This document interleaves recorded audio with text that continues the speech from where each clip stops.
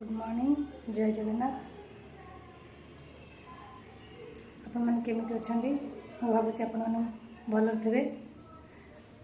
आज गोटे नुआ रेसिपी करी बनैबी आपको देखेबी जन्नी आलू भजा।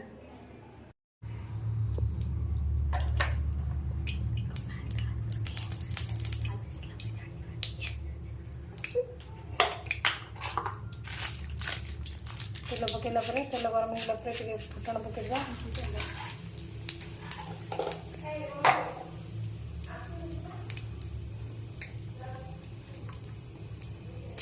पियाज पकईदे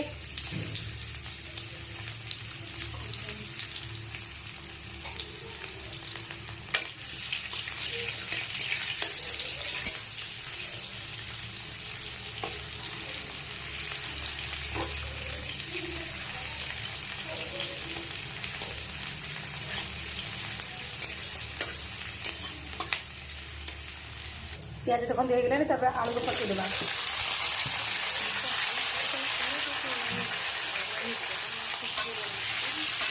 आलूटा टी हो सारापर आम जमी की पूरा काटिक पूरा धोई धोई रखा लुण पकईदेवा हलदी पकईदेवा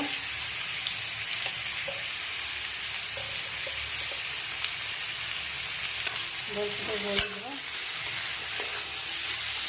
मझे मझे टे गोल दे कहीं लगे ये देखते आलू पूरा होगलानी जन्नी पकईवा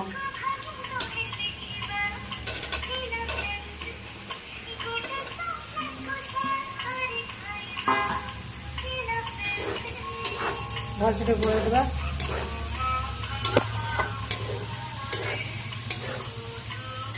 घोड़े दे 2-3 मिनट छाड़ीदेवा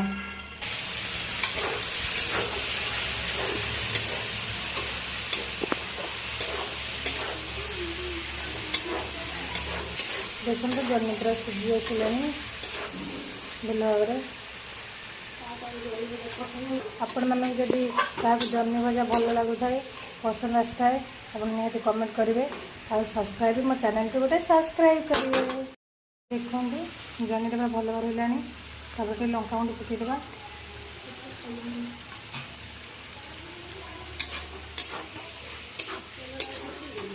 आपण बनैकी खातु आम वीडियो गोटे गोटे सुंदर सुंदर कमेंट और गोटे सुंदर सब्सक्राइब करूँ। रेडी होगा जन्नी आलू भजा देखो केते सुंदर देखा देखो सांग मैंने आज सकाल आमर पखाल खिया जन्नी आलू भजा हो टमाटर पोड़ी कंचा लंका रसुण दे पूरा चकटा हो सहित टी आंबुल तो ना हेनी आ जन्नी आलू भजा पखाल तेज आम खाइबू। आपण मैंने भी घरे एमती बनैकी पखाल खातु जन्नी आलू भजा खातु बहुत टेस्टी लगुच आपण भी खातु।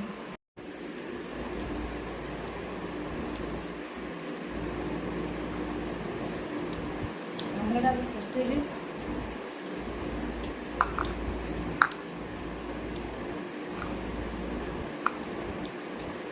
बाय सारे मैंने आम खाऊँ आम भिडियो यदि आप भल लगे प्लीज गोटे सब्सक्राइब करेंगे लाइक करेंगे कमेंट करेंगे शेयर करेंगे।